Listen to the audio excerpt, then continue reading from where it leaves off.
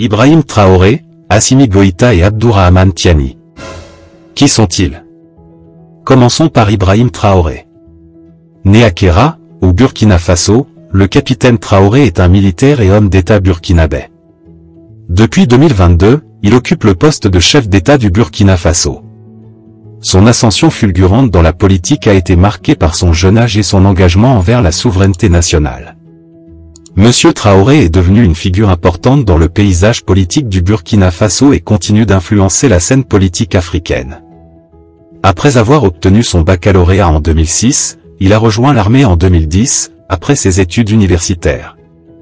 Gravissant les échelons, il est devenu capitaine en 2020. En mars 2022, il est nommé chef d'artillerie. Son ascension survient dans un contexte d'instabilité sécuritaire marqué par des attaques terroristes. Le 30 septembre 2022, il prend la tête du mouvement patriotique pour la sauvegarde et la restauration, MPSR, à la suite d'un coup d'État.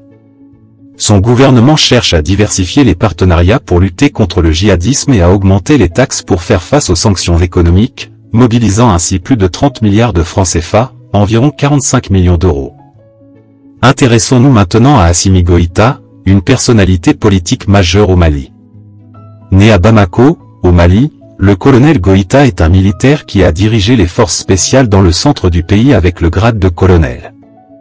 Depuis son jeune âge, Assimi Goïta a montré un vif intérêt pour les métiers des armes, se distinguant par sa rigueur et sa détermination. Impliqué dans plusieurs opérations militaires au Mali, notamment dans les régions nord et centre, ses multiples formations dans des institutions militaires prestigieuses l'ont spécialisé dans les armes blindées et la cavalerie, faisant de lui un choix naturel pour une carrière dans l'armée de terre.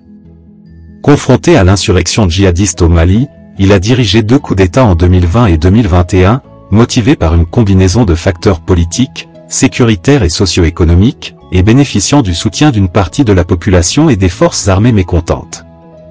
L'ascension du colonel Goïta à la présidence de la transition au Mali a soulevé des interrogations sur la stabilité politique et la démocratie dans le pays, le plaçant en tant que personnage controversé mais incontournable dans le paysage politique africain. Enfin, intéressons-nous à Abdourahmane Tiani, une personnalité émergente au Niger, à la fois homme politique et entrepreneur, dont l'influence grandit dans son pays.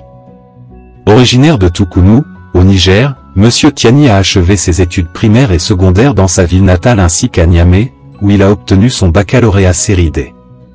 En 1984, il a rejoint l'armée en tant que soldat de 2e classe et a rapidement gravi les échelons pour devenir général. Il a dirigé plusieurs unités militaires au Niger et a également commandé des bataillons lors de missions de maintien de la paix de l'ONU en Afrique. Il a suivi diverses formations tout au long de sa carrière militaire, notamment à l'école d'application de l'infanterie de Thiès, au Sénégal, au Mali et aux États-Unis. En 2011, il a pris la tête de la garde présidentielle et a accédé au pouvoir après le coup d'État du 26 juillet 2023. Les 3 géants leaders dirigent chacun leur nation en Afrique de l'Ouest et sont confrontés à des défis similaires en matière de sécurité, y compris la lutte contre le terrorisme et l'instabilité régionale, ainsi que dans les domaines du développement économique, social et politique. Leur accession au pouvoir peut résulter de divers processus politiques, tels que des élections démocratiques ou des changements de régime. Une autre similitude entre ces dirigeants est qu'ils incarnent une génération de leaders africains qui doivent promouvoir le développement économique tout en maintenant la stabilité politique et sociale dans un environnement régional et international complexe.